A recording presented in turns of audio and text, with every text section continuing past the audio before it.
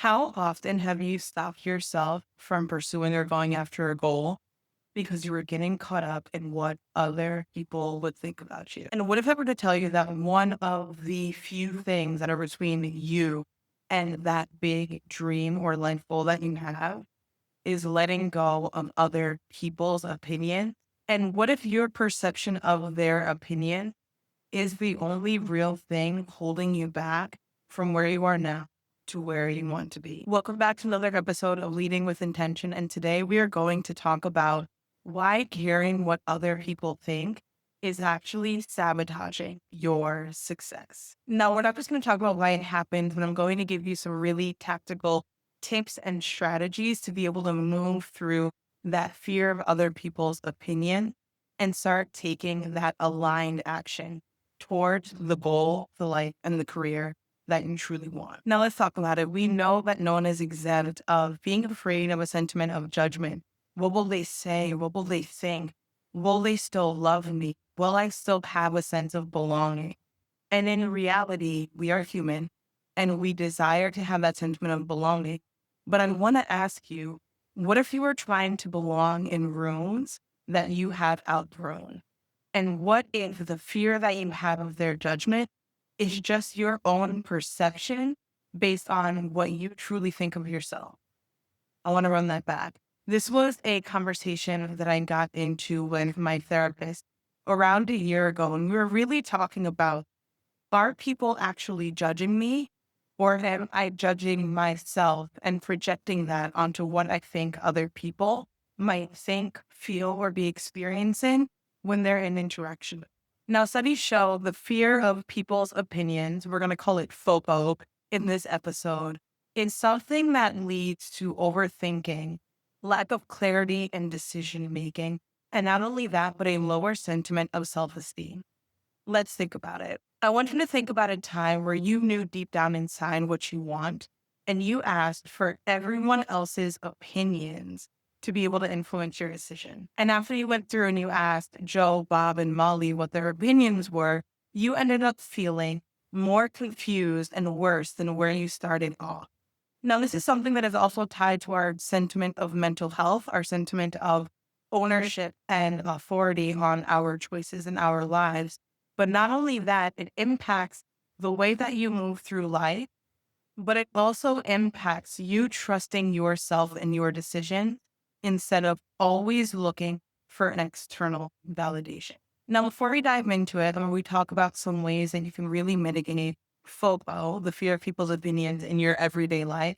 I want to introduce myself. My name is Sienna J. Brown. I'm a leadership and life design coach who really focuses on helping high achieving women who are looking to redefine success, reconnect with themselves, and build a life that centers both impact and ease, work through from where they are now to where they want to be going. And something that I've seen over the last decade of my work is that oftentimes you have these really high and big dreams of success, but oftentimes they're not actually your own. They are things that were ingrained from your family, your friend, your elementary school teachers, your coworkers. The list goes on, where we've really lost sense of, how do I listen to what I truly want? And then how do I also have the clarity, the confidence, and the conviction to go after that no matter what anyone else says? I'll share a quick story because this always comes to my mind when I think about leading with the fear of other people's opinions or going after what you know you truly wanted. So I've been living in Spain for the last 11 years. And I remember when I first moved to Spain, this was before remote work, digital nomadism, all of these visa options were a thing. And I'd come over as an English teacher, and I was also starting my own business at the time. Shout out to any of you who are from the Las Buenas de España days. And I remember I was having a lot of conversation with other expats. And I remember a conversation that continued happening with people who had been here for 1 or 2 or 3 years longer than I have. They would all say, there's no way that you can stay in Spain long term unless you marry a Spaniard or you're an English teacher forever. And I remember having this deep inner thought saying, watch. Now, granted, I have married someone who is Spanish, but that was 11 years into my journey. And I remember when I was first starting out, I had this deep conviction saying, I'm going to do things differently. I knew that their perception of reality was based on their own limiting beliefs. And I used to always say to myself, every time I would hear that come up in conversation, watch me. And so what did I do? I let their judgment and their opinions go to the side. And what I've said was, how can I create a path that is truly my own? And what did I end up doing? I remember I really went all in on Las Buenas de España, which was a community and courses and retreats and conferences that I had hosted from 2014 until 2020. And during that time, when I tell you I had given a TEDx talk, I was getting press from Insider, Vogue, CNN, NPR, Essence, the list goes on. There was this really big wave happening of saying someone who is doing something differently and making a change. And something else to keep into consideration is that from a legal point of view, I had to be living in Spain for 3 years until I could get hired by a Spanish company. When that 3-year mark hit, I had gotten an offer from a Spanish job was willing to sponsor my residency visa. And so for me, all of these different moments were proof that when I listen and tune into what I know to be true and what I want to be true in my life and release everyone else's judgment, that is where the magic happens. And so as I'm sharing this story, I want you to think about a time where you have trusted your intuition and gone after the goal, no matter what anyone else said. And I bet you did it. And I bet you it felt so validating to say, I'm so proud of myself for trusting my judgment, for trusting my intuition, for going after what I want, and for not letting the noise, external expectations, or what other people think I should do be the one that impact or lead my life. So today I want to walk you through 5 easy steps to really help you start identifying where external expectations or the fear of people's opinions might be limiting you and sabotaging your version of success right now where you're at. So I want to dive in and share with you 5 ways to start analyzing how you can recognize where external expectations or the fear of other people's opinion are actually sabotaging your success and where you want to be going. And then I really want to walk you through what are some ways that you can release and or move through that so that you can go after those big, ambitious, and aligned dreams that you have, no matter what that looks like. The first tip I want to give you is to recognize where the fear of people's opinions is currently holding you back. This might be something as simple as you not speaking up at work and advocating for yourself, you not taking on leadership or a role that you know you truly want because you're worried about other people and what they think.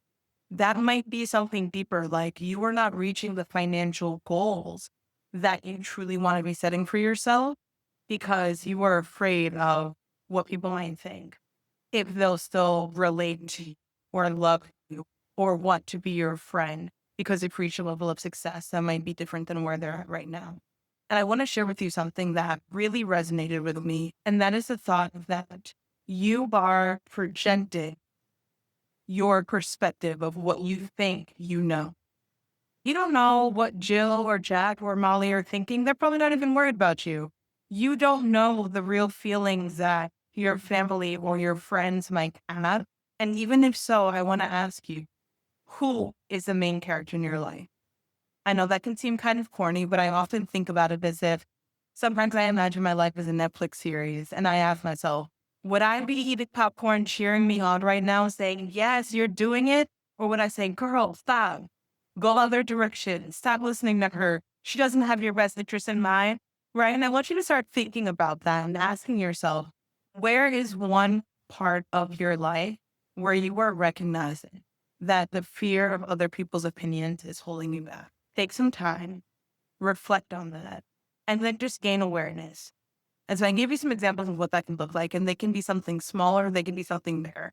But you're going to write down, where's one place in your life right now where FOPO, the fear of people's opinions, is holding you back from taking the action that you want. Now, the second thing that I want you to think about is How do you identify whose voices and opinions are you prioritizing in your day-to-day decisions? Is it that you're worried about your family, your friends, your coworkers, other entrepreneurs, work collaborators? Because at the end of the day, everyone will have their opinions, but sometimes we prioritize some of those opinions more than others.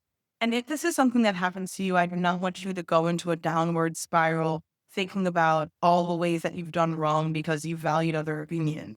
At the end of the day, we're all looking and longing for a sense of belonging.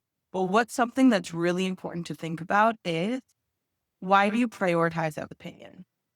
And a very simple activity that I have personally started doing over the years is asking myself, do I admire this person? Do I value their opinions? And would I want to switch lives with them?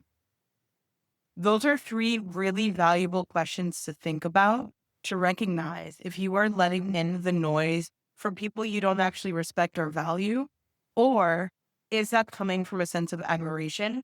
And how can you take their advice or opinion through a lens of awareness without dictating your next move? So I'll give a real life example. You have not been stepping up and sharing your thoughts and opinions and advocating for yourself in meetings because you have Molly. No worries if your name is Molly. This is just the name that's coming to me today.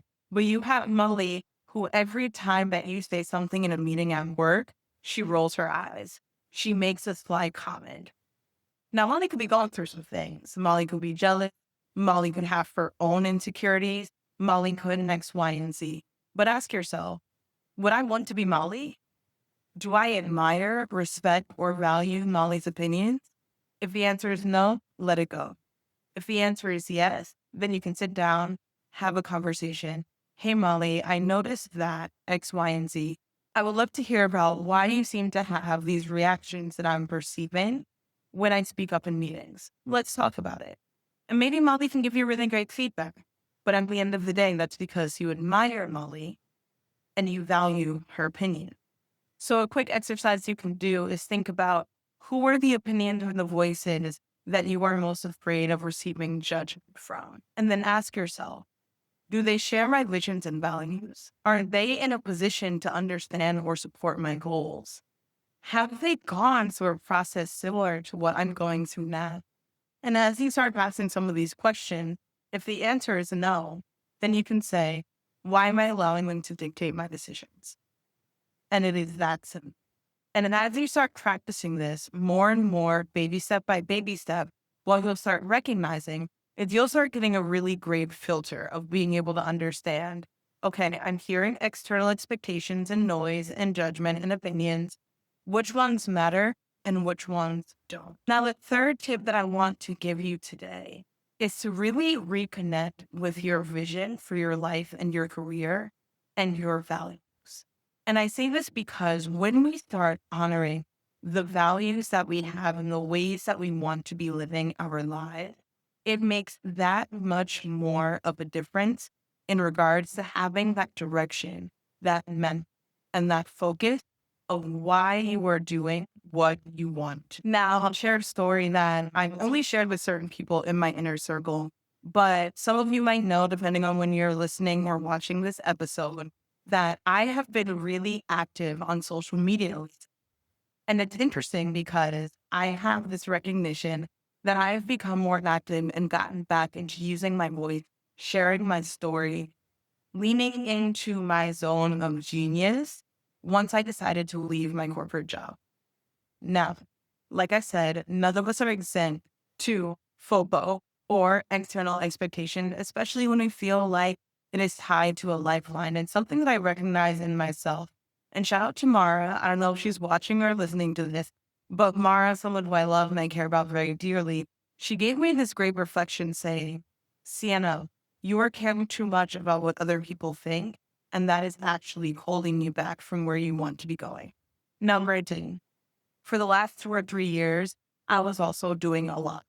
And when we're doing a lot and not really focusing on how are we having slow, sustainable movement, we often start navigating symptoms of burnout. And I'll be real, I was burnt out, right? And that allowed for me to not have clear decision-making abilities. which meant I was afraid to share a post on LinkedIn because I didn't want a coworker to see it and then have it become a problem. Or I wasn't really talking about my experience in X, Y, or Z because I didn't want someone to see it and then potentially judge me. And what I really did was I gained awareness of where I was letting FOPO lead my decision. And I had to make an honest choice of saying, are you going to work through this barrier and this process right now so that you can show up on social while you're also leading in your role as a vice president in an organization? Are you going to learn from this experience, which is step number 4, and recognize what it is that it's teaching? And what I saw was that as soon as I decided to step out of corporate and step back into full time entrepreneurship this time around, I recognized the sentiment of liberation, the sentiment of freedom, a core value of mine, where I was able to say, I'm about to go off, be unapologetic, unfiltered, say what I want and say how I want. Now, going back to psychology, when we think about this, it makes sense. I was connecting the perception of individuals in my corporate role as a direct correlation to my sentiment of safety. If I say this, will I still have a job? If I share about my coaching work, will that be a conflict of interest? So these were real fears that were coming up. And I had to say, okay, is this aligned with my vision and my values in this chapter, in this moment? So I want to encourage you today to take some time to think about your vision and your values and really think about the season of life that you're in.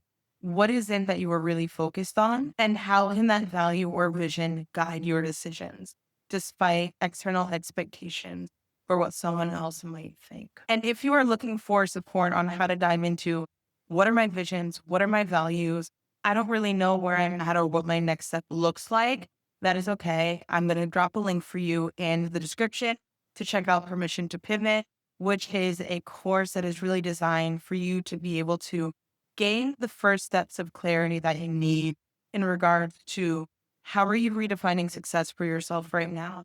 What is the vision, the values, the life pillars that are really important to you? And start unlearning some of those limiting beliefs that you might have to be able to help you create a clear plan, path, and strategy to be able to move forward. So I want to get into step 4 when I talked about a little bit in step 3, and that is really reframing a sentiment of judgment into a growth opportunity. So I want you to really ask, are you spending more time trying to identify what you think other people are thinking versus taking action on what you know will really matter? And I promise you, they're probably not thinking about you. Or if your name comes up in a conversation, number 1, it's probably not the right space for you. And number 2, if they don't say it to your face, then it doesn't really matter. Because I think that's something else that's really important is that everyone will always have their opinion. But other people's opinions, again, are oftentimes based on their perceived realities and beliefs about themselves and their capabilities. So I want you to give yourself permission to really say, okay, I'm recognizing that I'm not taking action in my life because I have this fear of judgment, because I'm thinking about what other people think, because I'm living up to Julie's external expectations from me. And I want you to ask yourself that thing that you've been sitting on or that you want to take action, what is the worst thing that could happen? Because I promise you, people are not thinking about you as often as you think they are. And I don't mean that in a demeaning way, but I mean that in an honest way, where we are the center of our own universe, with a healed ego or not. We oftentimes think that other people are thinking about us, looking at us, conspiring against us, where in reality, they're probably just living their lives. The same amount of complexity and emotional depth and beautiful magic that each one of us has in our lives, every other person that you see walking down the street has that same amount of depth. And I say that because it's really important to think about how can we start decentering our ego and realizing and recognizing that it is much more important to leave your mark on the world, to live a happy and joyful life, to really make sure that you are committed to your dream because we only have one life to live. And how much of a disappointment would it be if you did not go after what you wanted because you were worried about what other people think? Oh, that was a message. I want you to go back and rewind and listen to that, take down notes if you need to. But I think that's something that is really important to sit with. We only have one life to live. And how much of a disappointment would it be if you put your life on pause because you were worried about other people's potential perception? Taking out a church today. So I want you to take a second and write down, journal, write in your notes doc. If you're driving or on the treadmill, come back to this later and ask yourself, what is one thing that you have been avoiding taking action on? And take one step. One small, tiny step. And what you'll see is as you start taking these small actions, you'll start recognizing that it's actually not that big of a deal. That the people whose perceptions you were worried about might actually be cheering you on. That your real work has to also do with how are you healing the judgment that we have of our own selves and projecting that onto other people. And the last step that I want to quickly walk us through is that it might be time for you to find a new circle and or community. Because oftentimes the fear of people's opinions or the fear of judgment that we have means that we are in the wrong rooms. And you deserve to be surrounded, supported, lifted up by other people who see it, right? You're saying, okay, I want to make 6 figures. That might be a judgment in one room, but you might go into another one and they'll say, dope. And how do we get you to 7? Let's say that you might be saying, hey, I want to quit this business, quit my job, and start doing gardening and hosting creative workshops. In one room, people might say, that's crazy. How could you ever? In another room, they might say, girl, I got you. I know 5 clients that you could potentially work with to attend your workshop. And I think this is really important because oftentimes we hold emotional ties with individuals who no longer elevate us. And when we're able to start recognizing that and start centering being in spaces where we feel seen and supported, it makes that much more of a difference because then we are empowered to go after our dreams. We feel confident in who we are and we are ready to start making that change because you're surrounded by other people who have already made that a lived reality or are on similar paths in their own rights. And that is the type of life, support, and community that you deserve to be having. So I want us to do a quick recap of step 1, recognizing where the fear of people's opinions is currently impacting your life. Step 2, identifying whose opinions are you prioritizing and why. Also recognizing if you need to let some of those go. The third one is reconnecting with your true values and vision for this life. And the fourth one is giving yourself a bit of grace. So reframing your fear of judgment as a growth and a learning opportunity. And the fifth one is start surrounding yourself by people who see you, who support you, and who uplift you. Because once we're able to start having a different type of inner circle or more casual connections that we feel like we can be our true selves, share our true ideas, be able to dream big, and then have the support to take action, that is when you feel empowered to be able to make change. So I want to leave you with this truth. You do not need anyone else's permission to pursue your dreams. It starts with giving yourself the permission to pivot and allowing yourself to honor your truth. And I also want to leave you with this sentiment of trusting yourself and know that when you stand in alignment, in your truth, in your peace, in your power, people will follow. You are here because you are a leader of sorts. You are here to influence and impact lives, movements, and a bigger collective impact. But that starts with you trusting and listening to what you know to be true and releasing the external noise and opinions that's stopping you from the true potential that you know you have inside of you.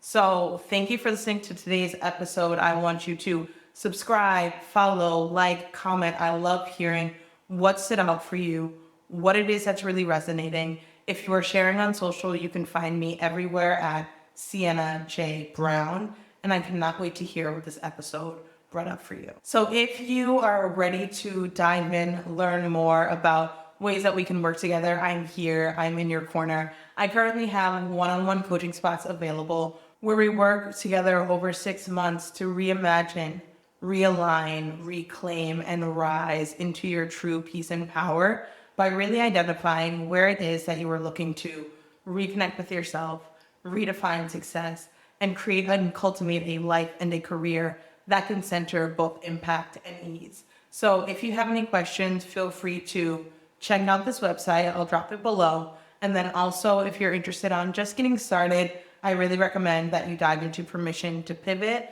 which I spoke about earlier in this episode, which will give you a great first step to be able to move forward. Thank you again for tuning in to Leading with Intention, and I cannot wait to see how you start showing up when you let go of other people's opinions and stop sabotaging your own version of success. I'll see you in the next episode.